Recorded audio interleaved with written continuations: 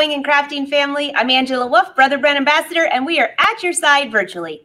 If you've never been here before, say hi, say where you're from. We have had some fabulous episodes. If you want to binge watch, you can spend weeks going through the past videos, but we always come up with something new and exciting for you. So we are live streaming on Brother Sewing and Crafting Facebook and YouTube page. So be sure to leave your comments. Now, we're actually doing this one a little bit different because I'm on a boat and I wasn't sure that all of you would want to be there and kind of get seasick. So Tina and I are pre-recording this, but we are commenting in the comments. So be sure to see your comments. And if you see us commenting down there this time instead of bringing your comments up, that's the big difference.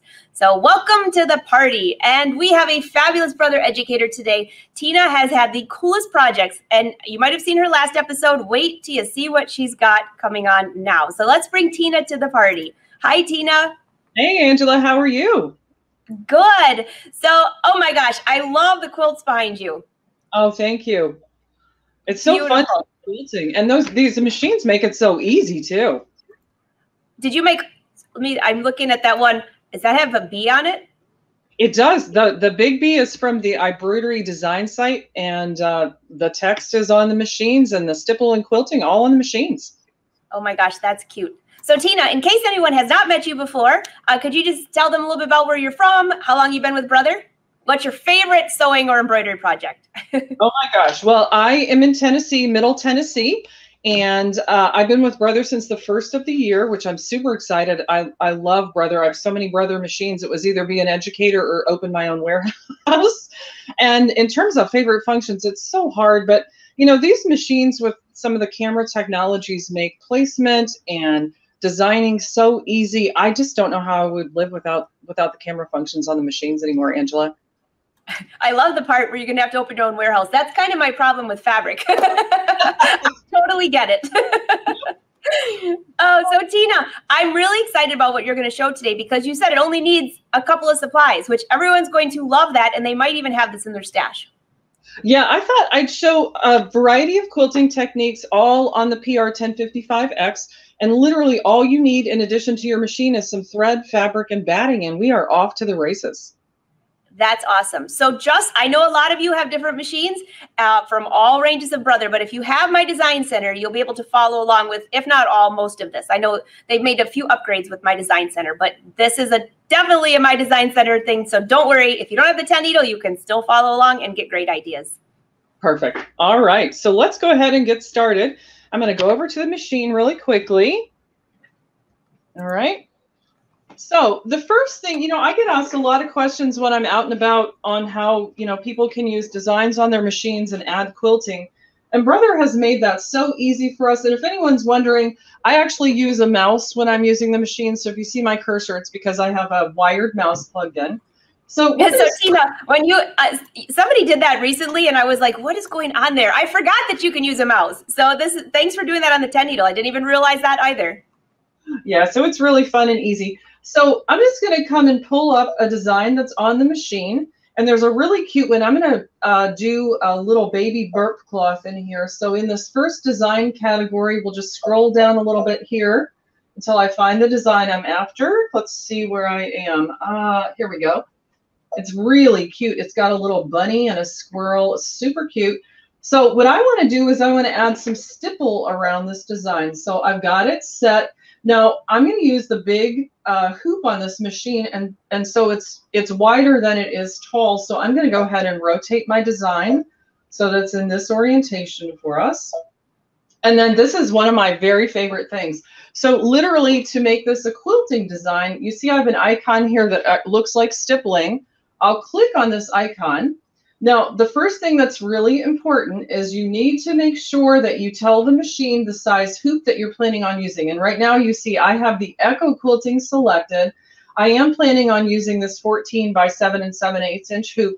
If I were using a different hoop size, I would definitely want to change that here. And it's really simple. We can just use the arrows and toggle over to whatever hoop size you're planning on using. And of course that makes sense because it needs to know the space that we're filling with those quilting stitches. And so here it is with Echo Quilting. And you know, Echo Quilting has gotten so popular in the last couple of years. Once you're in here, you see it did all that heavy lifting for you, but you can make some adjustments while we're in here. So this first one, the distance, would be if you wanted to have a little bit of space around the design before the quilting stitches would start. And so, you know, I'll just add a little bit of space, and it'll take a couple seconds here, and it's going to recalculate for us. And then you'll see that echo quilting coming back in with a little bit more space around the design. You can also modify the space between the echo rows, and that would be the spacing here. So maybe I'm going to take that up pretty far here and then let it recalculate. And the other thing that's really fun about this is I don't have to remember specific numbers, or, you know, I don't have to do things in a particular order. I can just basically try something out, and it'll basically show me what it's going to look like directly on the screen. Isn't that easy? So cute. If instead you wanted to use a stipple stitch, you just basically click right over here, and then this time it's going to fill it with stipple stitches. And again, I have those same opportunities here to change the amount of space around my design and to change the spacing, loosen up my stipple design. And just that easily I can bring it in. Now, I did this on a baby diaper, so I'm just going to change the thread color. And if you're not familiar with that, you just you go to the change thread color icon, and I'll just scroll down here to my stipple stitch here, and I'll pick a lighter color so it'll blend in here, and it updates it directly on the screen. So it's just super easy. You can't really make any kind of mistakes using it. And I really enjoy the features where it updates for you real time. Isn't that fun? Oh, you know, Tina, that where you were changing how far the echoing was going around the design, I think a lot of people didn't realize that they could do that, and that made such a difference. So depending on the project you're working on. Now, we saw somebody recently that was on the show, well, Jerry, and his echoing was beautiful. He did it by hand. I was thinking, oh my gosh, now this is awesome. Wow. Good look. And it's quick and easy to do. And I still can't believe how quickly you change it from echo to stippling. I think that's really an awesome thing as well. Yeah, it's really incredible. Now, the other thing, I just want to show one other example here using the same technique. And, you know, a lot of us are making banners, whether it's welcome or home or whatever we might want to say. And our machines have the beautiful decorative fonts on here. So let's say I want to make a banner. Maybe I want to put home on here. So I'm just going to spell it out really quickly. Now I'm picking the first letter. It's too big because I want all 4 letters to fit in that hoop.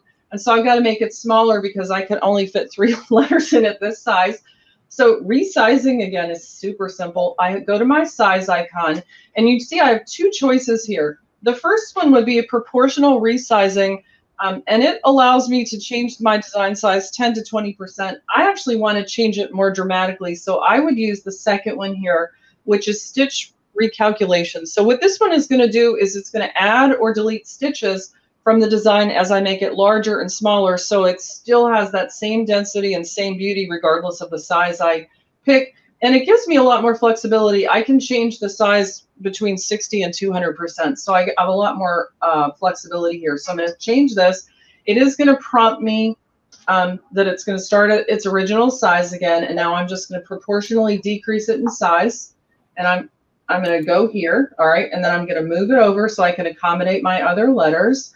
And then basically we'll just repeat this. I'm going to add a letter now, so I go to the add icon. I go back to my decorative fonts. I pick my next letter. Bring this one in. I'm going to do the same thing. I'm going to resize it with stitch recalculation and bring it down here. And I'm reducing the size to the smallest I can make it. And I don't know if you can hear it, but the machine makes a knocking noise for me, and that tells me I have it at the minimum size. We'll just continue to add. Aren't you guys glad I didn't decide to put something longer in here? Why don't we spell your last name, Tina? Well, do we have 45 minutes or so? That'd be great. All right, so we'll just move this guy over really quickly. But I mean, these banners are so popular, and we've got all the designs that we need on board these machines to do it really quickly and really easily. So I'm on my last letter here. You guys probably could resize it for me now. So we'll go ahead and resize this guy. And I want to show you a couple of things. The reason I wanted to do this one is we have 4 different designs on the screen right now, okay? And you might have noticed that I've been moving my letters with the move position keys. And the reason I chose to do that is it keeps them vertically centered. You notice they're all on that same vertical level here. I could move it with my fingers, but then I would probably have to come in and do some aligning. So here's all my letters. That looks great. What I want to do is I'm just going to do a couple little checks here. I'm going to select everything. So I went to select and I picked the pink one, which is select all. So now I have everything selected. I'm going to go to my align button. And by the way, did you know we could do all this aligning directly on the machine? And I'm just going to make sure everything's at the same level here because I messed around with my mouse and moved some letters. And then I'm also going to use my positioning keys here and use this button in the center to center everything in the hoop. So now I have the whole thing centered. And then with right now, everything is still selected. So I'm going to come back in and add quilting stitches with the same icon we used a minute ago. And so that was great. It added everything around all of the letters. Now, just so you know, if I take the stipple out, and this time I'm going to go back in and I'm only going to select one letter. So let's say that we pick the H, right? I only have one letter selected. When I go to quilting this time, it's going to act like none of the rest of the letters are there. And so whenever you have multiple designs on the screen, do go in and do the select all function first before you add the stippling or the quilting stitches. But it's super easy, super quick to do, a really fun technique. That is so cute. So, you know, I know a few questions that some people, I can read their minds, and plus we're commenting in the comments anyways, but inside that home where you have the stippling on the outside, is it possible to put stippling on the inside of that O as well, or no? On this particular machine, you could, in the My Design Center, go in and trace around the inside of the O, and then it would fill it in. It looks like it picked it up here because, again, it's underneath all the letters. But this machine doesn't create an inside stamp, and so you have to go into the Design Center. But then it would be a quick, just use a curved line and trace around the letter, and then you could have the fill inside of that as well. That makes sense. And that is such a cool thing that you can still, everything that you just showed, you can make the stippling tighter or looser or add that echo just to that. And that was that fast and easy. I think, and I will ask everyone watching, my favorite part or my favorite feature out of all of that was to be able to click two buttons to line it up in line and line it up in the center. That was two buttons. That's it. Usually, remember in the old days, it was like, oh, it took forever. That took like literally 2 seconds. I know, it is. These machines are so smart and so, I mean, they're so powerful. So let me show you one other way to use quilting stitches around a design. So I'm just going to pull up another design here. We'll come in here, and there's beautiful, I'll probably get my flower wrong. I think it's a peony. It looks like a peony to me.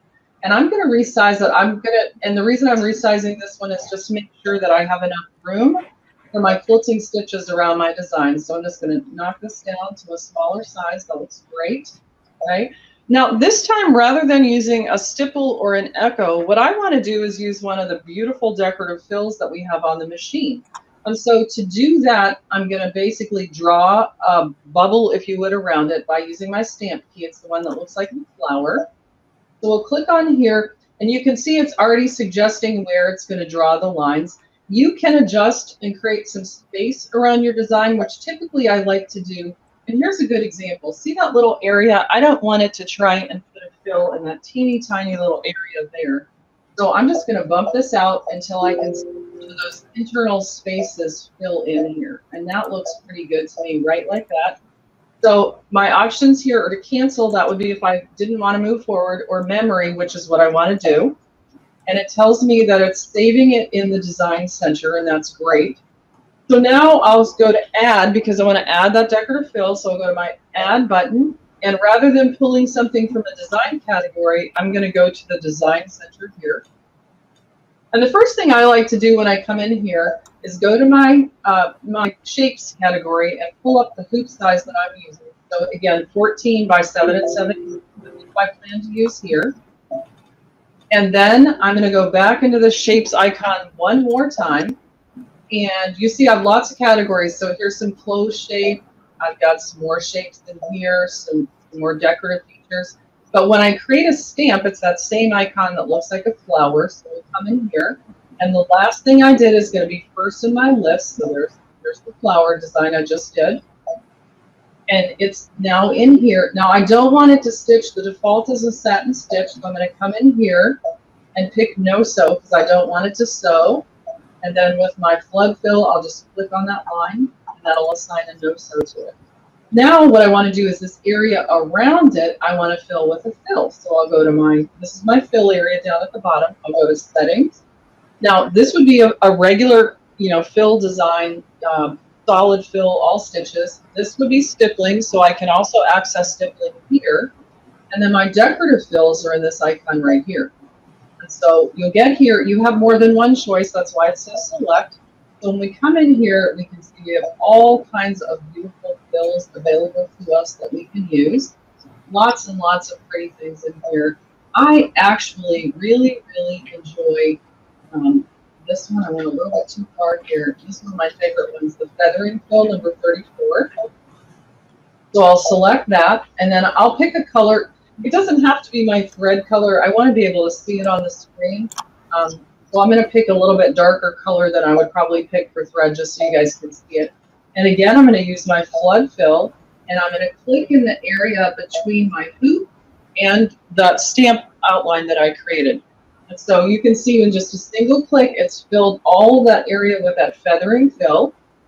And you'll notice at the bottom here, I have an option called Next. So what that's going to do is it's going to allow me to come in here, and if I want to modify this fill, so I have lots of fills on the machine already, but I have the ability to modify them. So I could make the fill size larger or smaller. I would probably, for this one, I'd make it a little bit bigger, loosen it up a little bit. So there I've changed the size, and it'll recalculate for me. I can see it immediately. That looks terrific. This one here would be changing the angle. This one's very curvy, if you would, and so changing the angle is not going to be as visually obvious.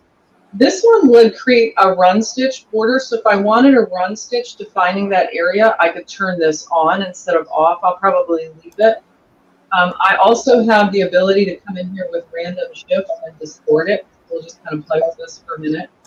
And really, all of these little adjustments allow you to take the fills on the machine and create so many different variations. And then the last, this position offset allows you to move the fill up and down and left to right. We'll talk about that a little bit later. And then my last option is, you know, historically our machines did the triple stitch. Now we have the ability to do a single stitch. And so I'm going to change that to the single stitch option here and hit OK. And once that finishes calculating, I'm actually ready to go. So I would hit set. And it gives me a message telling me I'm leaving the design center. It basically is going to change it into stitches for me now. So if that's what I want it to do, I'll say OK. And look, it brings it in right behind my design and all around it. Isn't that beautiful? So that's absolutely gorgeous. That's absolutely gorgeous. That outline that you have there almost looks like embroidery in itself, which it is. But it's amazing that you can use that as a fill. Isn't that incredible? Yeah, I really like that. So let's look at some samples. We've talked about the machine a little bit. Let's do a little show and tell here. Oh, so we love that. Here's an example with that decorative font. This is, let's see, I'll probably have to scroll it for you to see that it says welcome all the way through. And the letters are in here, and you can see there's a stipple pattern around it. And then later on, we'll talk about the sashing that's on the machine.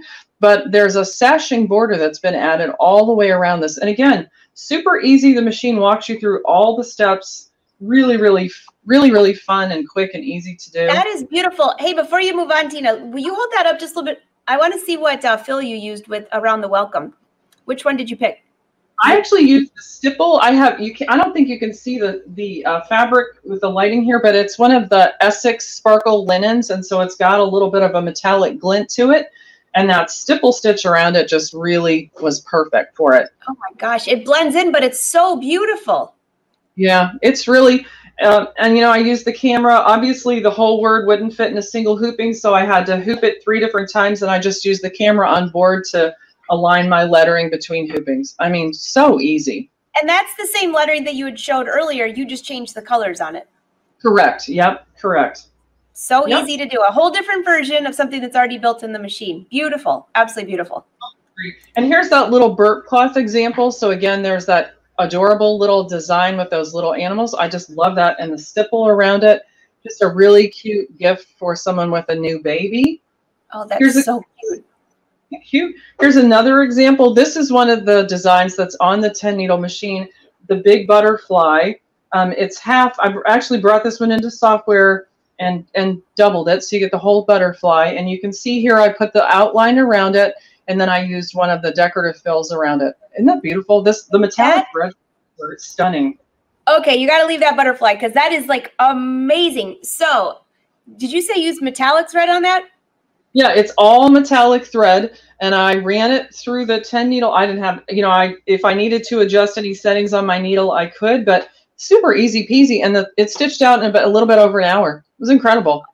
Absolutely gorgeous. So she's using Brother metallic thread. I know you're going to ask, what brand do you like? Of course we like Brother, but it's so soft to the touch. What stabilizer did you use, or did you just use the batting and the fabric? No, I actually used no-show mesh on the back of it, and then the batting underneath, because sometimes I found that some of the batting has some stretch to it, and it creates some pucker. And by putting the mesh cutaway stabilizer underneath, it keeps that from happening. Absolutely beautiful. Oh, gorgeous. And then here's the Peonies again. And you can, I don't know if you can see that, yeah, the decorative fill, it's a floral fill all around it. And here I just went in and changed it into a monochromatic color scheme because I thought it really popped in that single color. Okay, that really does pop in one color because I've seen that design before and I was thinking I would love to find a place for it, maybe on a pillowcase or something. But when you do that all in just the black with a neutral background, that is so rich. I could see that on a jacket. I could see that on so many things. That is just beautiful. Yeah, it really is a pretty, very pretty design. You could even do one of, you know, the adult coloring exercises we like to do sometimes with our fabric pens. You could do that on this as well. Absolutely beautiful. Oh my gosh, gorgeous. All right, so let's see what else we can do over here. What do you think? There's more. I'm so excited. That was already plenty, but I cannot wait to see what else you have. You're so creative. Oh man. All right, so you do have, I didn't talk specifically about it, but you've got a bunch of really pretty designs that are on this machine. So we'll come into the icon here, and you'll notice right over here it looks like a quilting design, and sure enough there are quilting patterns right in here. So we got lots of beautiful things you can see in a rectangular orientation. You've got square orientations. You've got all kinds of beautiful patterns on here. Whoops. The first one I want to pick is this one, which looks like a quarter of a block, right? But it's such a pretty design. So I'm going to pull it in here, and then what I want to do is I want to double it so it fills up my entire hoop. You'll notice here in the sizing, it's a little bit too big for 2 repeats to fit in my hoop. It would be a little bit over 15 inches wide here. So the first thing I'm going to do, I bet you already know what I'm going to say, is I'm going to go into the size, and I'm going to choose stitch recalculation here because I'm not exactly sure what percentage smaller I'm going to make it. I'm just going to resize it so I know I can get 2 repeats in my hoop. So that I know this one, oh, I got to go one more. My math skills are off this morning. All right, so now I can get 2 in here. Again, I'm just going to slide it over to this half of my hoop. All right, and hit OK. And then to duplicate it, I just come in here and have a duplicate button right here. So now I made a copy, and you can see it's offset a little, so you never are confused about whether you made a copy. I need to rotate it, flip it if you would. So I'm going to hit my rotate button, and we're going to flip it. Oops, pick the wrong. Here we go. We'll just flip it a few times to get it in the way I want it. And then I'm just going to slide it over to the other half of the hoop here. And then visually, I'm just going to work with it just a little. Whoops. Actually, you know what I'm going to do? I'm going to go into my select all because it's so easy to do my alignment. And then I'm going to align the bottoms of these 2. And look at that. It's perfect. I'm also going to go ahead and center it in my hoop. And there we go again. It's those 2 really lucky magic buttons. Align, center. It's so easy. I mean, I agree with you. And back in the day when you take 5 minutes and you get one perfect and then you touch the other one and mess it up and have to start over again. This is super easy. So now I have basically half of the block. It'll stitch out at a 13.6 inch block overall. So I'll stitch the first half and then I'll rehoop and align with the camera to get the rest of the block. And for those of you who have the PE Design 11 software, you could also bring this pattern into software and do the full 14 inch block and tell the tell the software you're planning on using that 14 by 14 inch hoop, and it automatically puts a split and alignment routine in there for you too, which is just incredible. But as you can see, I mean, it was pretty just by itself, and I'll show you it stitched out in the full block in a minute, but it just makes for a beautiful, beautiful quilt. And I don't know about you, but I love the ability now to make my blocks 14 by 14. I don't know. I think I'm one of those people that bigger just has a little bit more wow factor, and I really, really do appreciate that. So I'll show you this one stitched out in just a minute. But wasn't that easy? I mean, super easy. Very easy. The other thing that you can do is you've got some designs in here, and I'll show you a bag in a minute that I made. So we're going to come in here, and it's not in the quilting design category, but check this one out, the third one over, how pretty that is. So there's that block I just made, 14 inches. It's one of the elements in here, but you have 6 different little quilt blocks and a border print in here. So I used that for my bag. And then what I also did is I needed some custom quilting fabric. So, and I basically, this bag is for my quilting rollers. So I came in here to my fonts, and I picked one. I'm not really sure which one I picked, but there's so many pretty ones in here. Let's take, ooh, look at this one. I love that. So I'm just going to put something really simple, hopefully. I'm going to put Let's Quilt. So there's my letters. To get my punctuation marks, I'll just pop in here. And then I'll go back and grab my letters. And then here's my space. All right. And then we'll finish spelling out the word really quickly here. All right. So Let's Quilt. Now, if I want to, while I'm here, you'll notice I have a choice here whether if I'm going to make changes, a single letter or all the letters. If I were going to change anything, I'd probably change everything together. I can come down here and I can modify the size if I wanted to, but I think large would be better. I could arc my text if I wanted to using the array, right, and flatten the arcs. You've got all kinds of fun things that you can do in here. I can change the spacing really easily between my letters. I can move them further apart, or I can scooch them closer together. So, I mean, Brother really does make working with lettering super, super easy. So let's say I'm done here, and I'll choose Set. So now I brought it in as a design. What I want to do is I want to use one of those beautiful decorative fills around my lettering. So I'm going to come into my stamp key here, and I'm going to create, again, that balloon or the bubble around my letters, just so what I don't want to do is, can you see if I leave the spacing where it is now, it's going to try and put fills in some of those teeny tiny areas, which is not what I want. So as I'm keeping a space, all I'm trying to do is eliminate any really small internal areas so that my fill won't have to be interrupted while it's stitching out. So I'm just going to make it a teeny bit bigger. You know, Tina, this is such a great tutorial because I only think, I mean, I guess personally, I always think of like the big letters like you did at the beginning where you're adding things around, but this is so easy. This is just lettering built into the machine. You can make a little sign and add that outline. This is awesome. Yeah, it's really easy. And then just like last time, we'll save the outline to the memory. And now I'm add my decorative fill. I go to add. I'll come into the design center. And like before, I'll go to my shapes icon. The first thing I'll do is I'll pick my hoop size so it knows how big of an area to fill. And then I'll go back into that same one and I'll grab the outline that I just made here. All right, and I'll change that to a no-sew line. And of course, you don't have to. If you wanted it to stitch out as a satin stitch, you could certainly do that, but that's not the look I'm going for. And then I'll just come in here and let's pick a different fill this time. Let's see, what would be fun? So many options, right? Ooh, this one's pretty.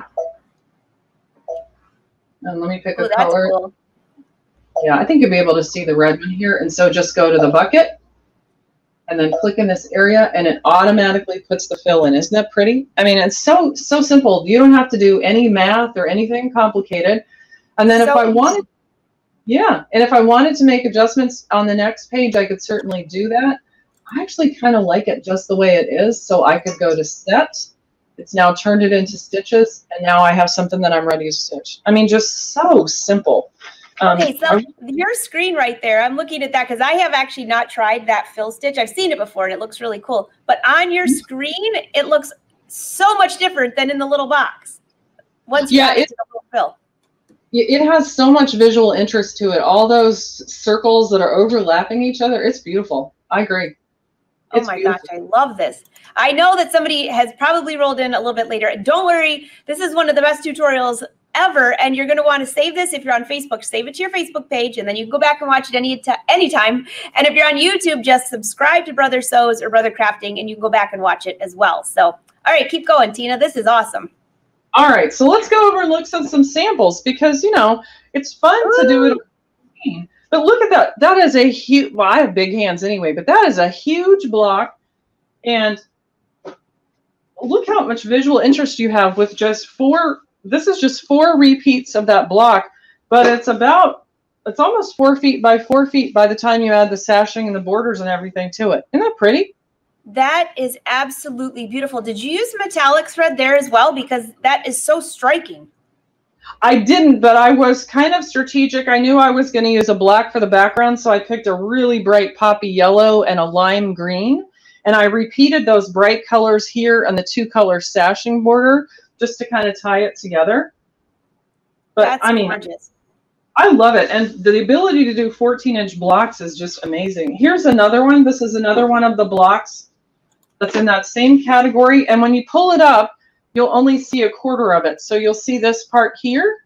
But just like I did, you can do that second repeat, and then you can rehoop it and do the other side. And again, these are right at 14-inch blocks. Beautiful. Now this time I used a single color sashing border around it because I thought it would be really nice. And this is one of my favorite color combinations, the red and the aqua and the black. Again, another striking piece. I love your color combinations. Isn't that pretty? I really, really like. Oh, by the way, before I take this away, people ask me all the time, you know, they worry about the back of their quilts not looking great. But look, I didn't do anything special. I used regular white bobbin thread throughout the whole back. I think the back is really pretty too. Okay, so the back looks as good as the front. You've got, I actually thought you opened a whole new quilt. I had to put my glasses on and do a double take. Whoa. Isn't that incredible? I mean, it looks terrific. And all I did was trim off a couple of the jump stitches. But I mean, I honestly, I kind of went back and forth on what side I like the best. Would you do me a favor and just fold the back side over the front so you can see both at the same time? That is absolutely stunning. It completely looks like 2 different quilts. So if you had that, it's absolutely reversible. Yeah, it's incredible. Now, hand me that one back. If, you know, I talk to people all the time at events that they're really worried about the jump stitches on the back and they worry about it. So this is the technique that I suggest people all the time. If you're a perfectionist and you can't stand any of those jump stitches on the back, the easiest way to camouflage it is to pick a busy fabric for the back of your quilt because you can't really find it in here. Oh, that's a good tip. That's a really good tip. It's definitely the short way to get to where you're trying to go.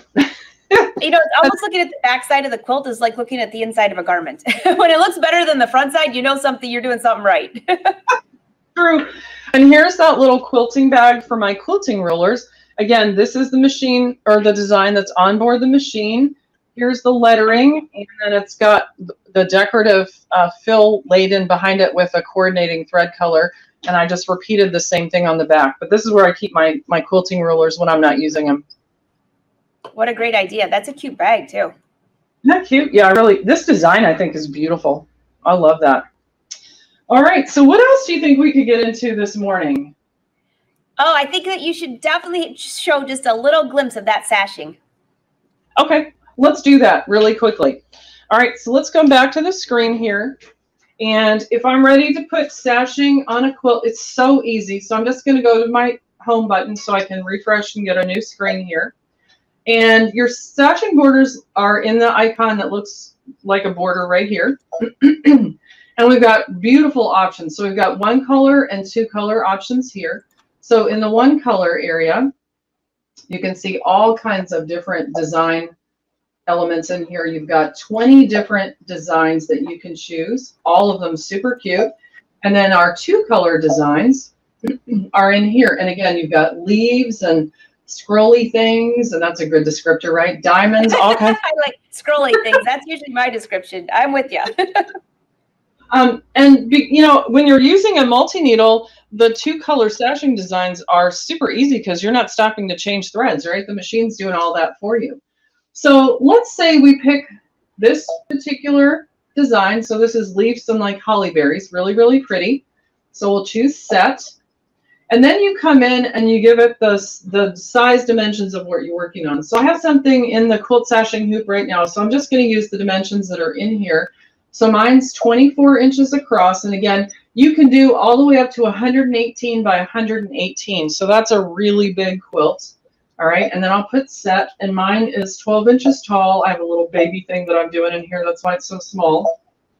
And then my border, I'm going to go ahead, and it's a little bit bigger than 3. I'm going to use the 3.0 here. And then I'm going to set. So now I've told it the size. This is so awesome. I can't hardly believe it. So once I've set all my sizes, I'll go to the next, and it tells me that I'll need 10 different pieces to do my, it doesn't mean necessarily I'll have 10 hoopings, but it's already done all the math for me. It knows how big to make the designs, how many I need to fill that whole space.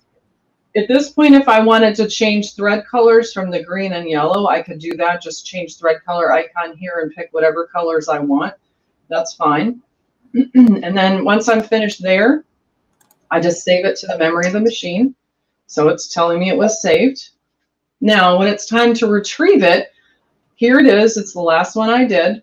And it, just so you know, it does repeat your width and length in case you have any questions. If you're doing a whole bunch of these, you can see I've been doing lots of sashing lately, so I have several in here. So this it's easy to see what I want. Now at this point, there's 2 different ways I can pull it up. I can pull up the individual pieces manually, and I can be responsible for using the camera to get them placed, and I can size them myself. But why would I want to do that when the machine does it all for me? So I'm just going to pick the full design here, and I'll go to the set icon. And so this is so genius, I can't hardly stand it. So it's even going to tell me how to hoop my fabric. So I'm always going to start here in the upper left corner of the fabric. So it's telling me to make sure that I attach the frame this way, and I have this top corner here in the hoop. That's cool. I'm ready to go. Now it's going to tell me that I'm going to use the move keys to adjust the inside corner of the pattern, and the machine will move after pressing the OK. So I'm going to hit OK. And what you see in here is you can see that design superimposed on the fabric that I have in the hoop, okay? And these are my move buttons. And if you didn't know this, because I was a little late to the party figuring this out, these are your speed controls. So super quick, medium speed, and slow speed. I need to move it to the left quite a ways, so I'm going to leave it on super speedy right now. And we're just going to pop it over, and you can see it's moving across my fabric in the hoop. And the corner area where it's looking for placement is in red, right in that area. So I'm getting close. Now I'm going to change my speed to a lower speed so I can do a little bit more finer adjustments. All right, and then we're going to come this way a little bit. And I like to give myself a little bit of margin around there. Again, I have a bigger area than the design I picked, so I leave it off maybe 1/4 of an inch on either side. So that looks good to me. So now I'll go to next. And this time it's telling me that I'm going to use my rotate keys, and I'm going to adjust the angle of the pattern. And basically, as you see in the picture, I don't want my border, my sashing border to be down on my quilt block, so I'm going to use the rotate buttons to fix that. So when we hit OK, now you can see, let's see, can you see the red line? In case you can't, I love how it gives you like the little descriptions of what to do. When I first did the first sashing, the same thing. It was just follow the pictures on the screen. It makes it so simple. Let me see if I can see that red line. Just barely. Right. Can you put your finger on it? And that way everybody can maybe see it. Just right here, right down the middle of my fingernail, right there is where the red line is. Yes. Okay, so I'm fine with that. If I wanted it to get a little bit closer, right, I can adjust it anywhere from 1 degree to 1/10 of a degree. Mostly I want to make sure that my leaf is not going to be right on top of that seam, right? I don't want to have to be worrying about it going into my block. That looks great to me. So then I go to embroidery at this point, and it's telling me I need to do a thread change. I'm not going to stitch this while we're on here, but let's say I have the right colors in here, and it would stitch it out. So we're going to fake the machine that I stitched it. So I'm going to come in here and pretend like I did the whole design. All right. So now like it's done. Yep. Magic embroidery. It's all done. All finished. I hit the lock button and I'm going to hit the go button. And so now it says, okay, your embroidery is finished. Okay to connect the next pattern. Sure, that's exactly what I want to do. So I'll hit the OK button. So now it knows where this one ended because it just finished stitching it. So it's going to tell me to use the camera to adjust the start point of this one with the end point of the last one. Now I'm not going to have anything on the screen here for me to match, but we're just going to pretend here for a minute. And then here, what it's asking me is the rotate keys. It knows where the start stop was, but it wants to make sure that in case I hoop crooked, which, you know, that's about every other time I hoop, I get it crooked. But this would allow me to adjust that. But again, that red line is right at the bottom of that leaf there. I don't think I need to adjust it at all. Then I go to embroidery. And all I would do is hit the start button, and I would continue that process all the way around the quilt. And literally each one of these designs, like this one is going to take 2 minutes. Most of them are 1 to 2, 3 minutes at the most to stitch. And so it's really quick to do the sashing, even on a really large quilt with this machine. It's just amazing. And it looks beautiful. So if somebody might be thinking, okay, every time, is it going to show you every single time you hoop? Yes, it does. It actually gives you a little icon to show you where your fabric should go. I mean, you literally look at the screen. Wouldn't you agree, Tina? Oh, it is so perfect because I was really nervous. The first thing I did was big, right? And the last thing I wanted to do was tear out. I'm gonna put this on my face for a minute. The last thing I wanted to do was tear out like 1,012 stitches, right? So I was a little bit stressed out, but literally it tells you when to rehoop. It knows whether they can fit another repeat in the same hooping or when you need to move to the next one. And then with the quilt sashing frame, you don't even have to take the quilt out of the hoop. You just leave a magnet in and pull. So let's see if you can see behind me really quick. You can, right? So I've got that quilt sashing frame in right now. So okay. Let's say I had finished this and it was telling me that it was time to rehoop. All I would have to do is remove the magnets on the end. All right. And then check this out. I can literally pull the next section of my quilt into place and then reset the magnets. Is that not the quickest, easiest rehooping for a quilt you've ever seen? Oh my goodness gracious. Yeah, that's quick and easy. Super easy. So, oh, Tina, while you're up, you can't sit down yet because I'm with everybody that's watching this. You have to show me the back of your shirt. Oh my goodness, is that gorgeous? Oh, I love that. I've seen that design. I haven't embroidered it yet. Oh my goodness. Gorgeous. And look, there's a repeat of it on the front too. And this is a really lightweight, stretchy kind of knit shirt. And there's no puckering. It's such a cool design. Oh my gosh, that's beautiful. Sorry to put you on the spot, but I'm like, whoa, embroidery alert. Oh, that's funny.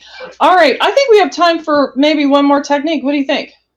Well, sure. Why not? You know what? I have to tell you, and I'd love to see the comments here, but since we're sitting in the comment section right now, I would love to know if you've tried the sashing because it also, on that machine, there's one with 2 colors as well, isn't there? There is. There's, Yeah. On the Luminaire, there is as well. And that's the one I've used where I used different colors. I did it for the holidays. So I had one with gold and one with silver. It was absolutely gorgeous. Not quite as beautiful as yours, but it worked out gorgeous. So I'd love to hear if anybody's tried that because it's a cool technique and you could do it on a lot of different things. Yeah. All right. So let's see what else would you like to show us today? Because this is a lot of fun. Oh, man. Well, you know, I get a lot of questions when I'm out for people trying to do edge-to-edge quilting. Using some of the designs that are on the machine. So I thought maybe we could talk about a couple of different opportunities for edge to edge using the designs that are on board here. So the first one I have, let's say, I'll paint the picture for you. I have a fabric panel. I don't need to differentiate blocks or anything else. I really just want to fill the entire space with a fill, but I want to make sure that people aren't going to see where my joins are between my hoopings. And so this one's super easy. So you can come into the design center here. Again, you're going to want to pick the size of your hoop first because that defines your area. And I don't know about you guys, but I always use the biggest hoop that I have for my quilting projects because I like to get them done really fast.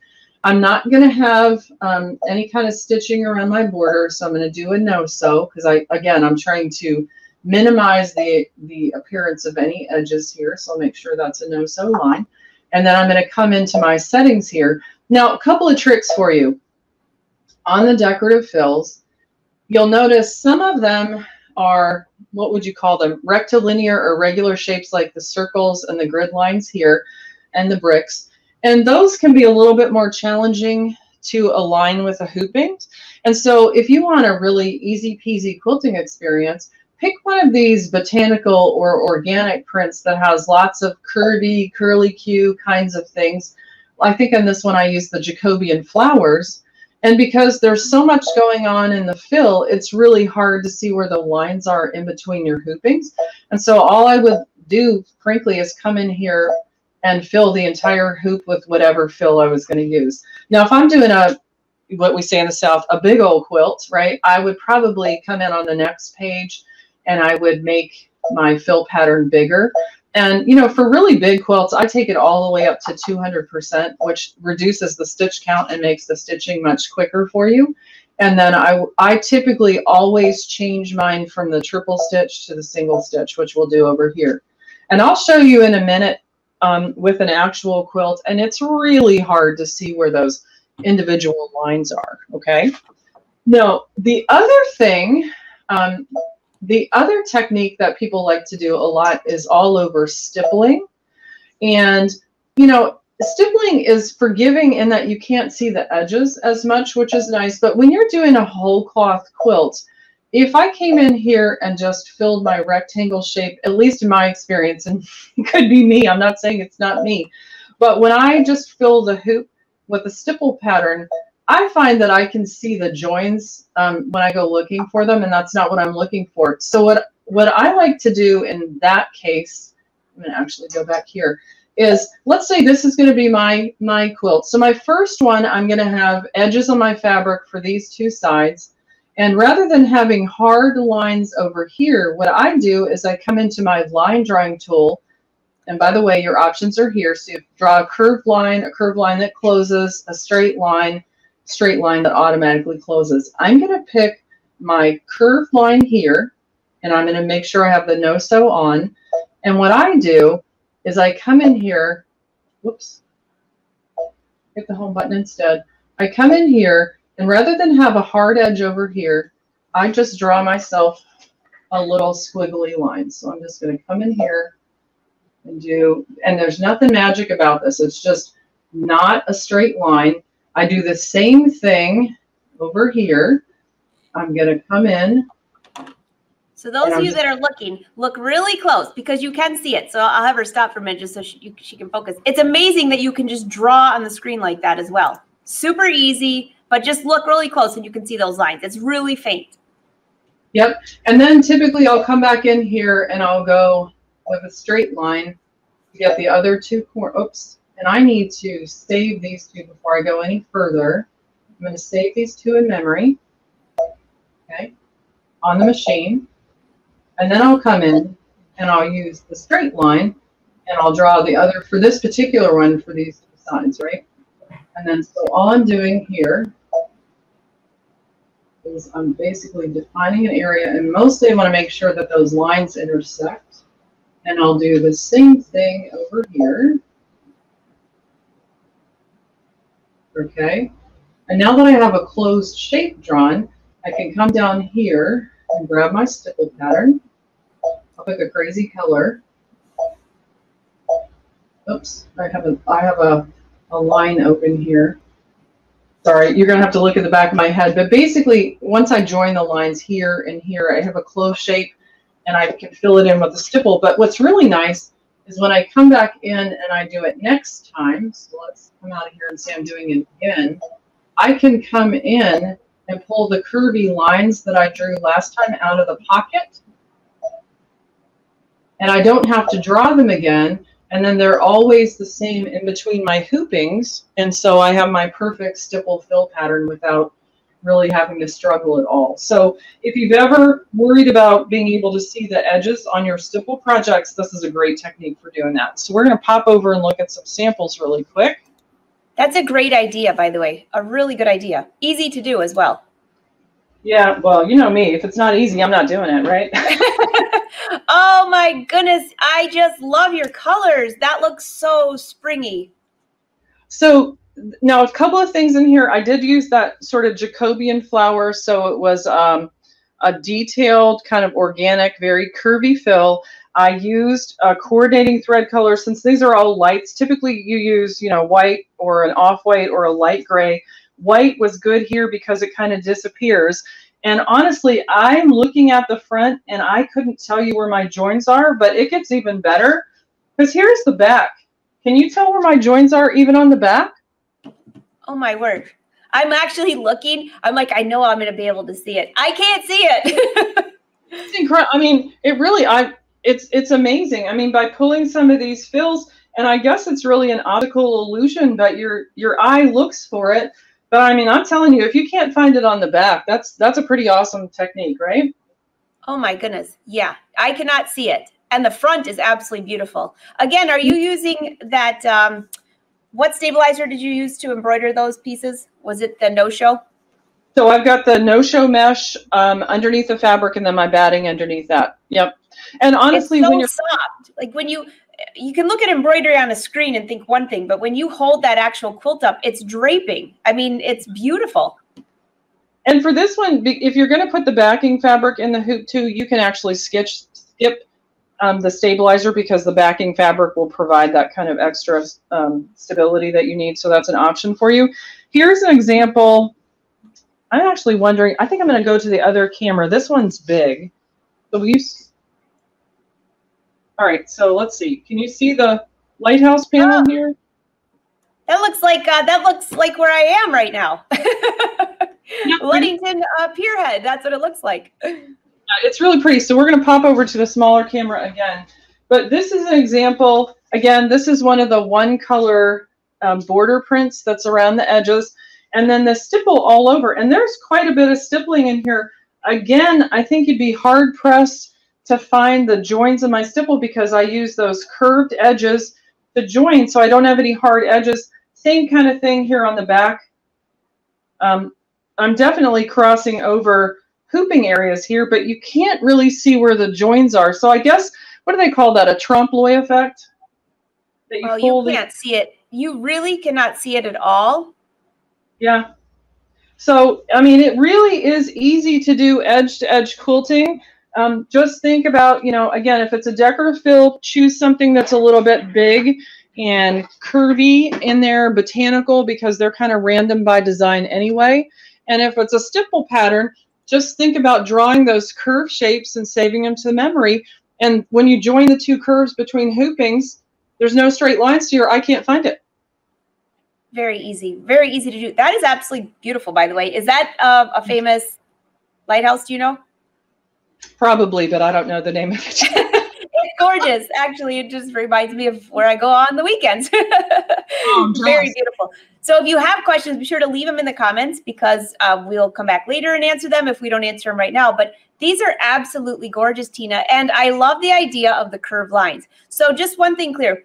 When you went to add the stippling, and we didn't go back because we were running out of time, but it was just because two lines weren't, the whole box was not connected. Because I know somebody is going to ask that, and I think that has happened to me so many times. All you have to do is go back in there and fill in that line. I just had to do a little squiggly thing, but I didn't want to show you the back of my head. Although the back of your shirt is embroidery is beautiful. So, Tina, this is absolutely amazing. I love the tip for hoop-to-hoop embroidery as well. That last one you showed, you cannot...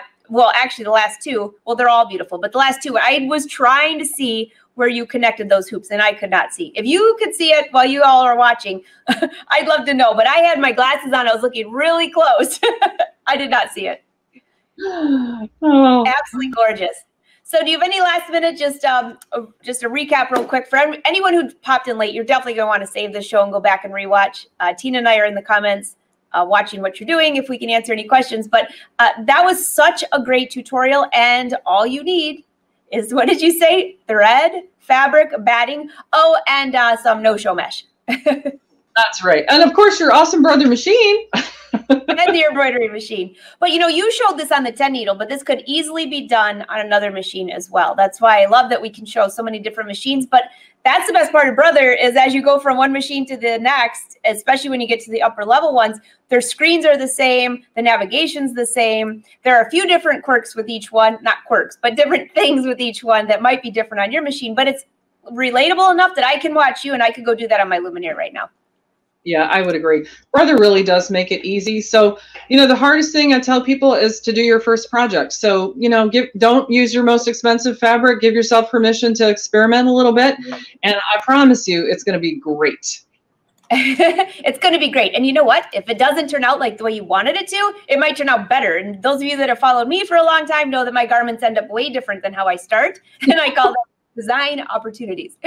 All right. So Brother loves to see what you're working on. I put the Instagram up above. I love to see what you're working on as well. So when you post on Instagram, be sure to tag us. And you never know, Brother might share whatever you're doing on their social sites as well. Down below are a couple of websites for you. brothersews.com. If you go there, that's where you can find information about your machine. If you lost your manual, you're looking for some new accessories, your local Brother dealer, maybe you're like new to Brother, you go, where do I even go for this?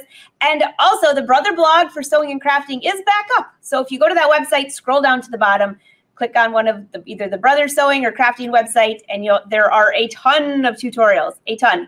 And every once in a while, I'll put in one of these episodes. I think we're a little bit behind, but I'll try to drop these episodes as well, just as a good reference point if you're looking back. So thank you so much for watching, Tina. This was awesome. I think just a great tutorial. Your samples are gorgeous. I think everyone is still oohing and ahhing over, well, actually all of them, but the one with the metallic thread would have to be on my bucket list of the favorite. Well, thanks for having me, Angela. This was really fun. I appreciate it. This is great. All right, Tina, we'll see you soon. All right. Bye-bye. Bye. So thank you all for watching. I know it's unusual that we're not bringing your comments up, but I am out of town and I was afraid that my signal wouldn't be good enough to actually go on video, but I'm in the comments commenting. So what's new this week? On Saturday, we have another episode of It's So Easy. I look forward to seeing you there. Have a great week. And Brother, thank you for letting us take over your page.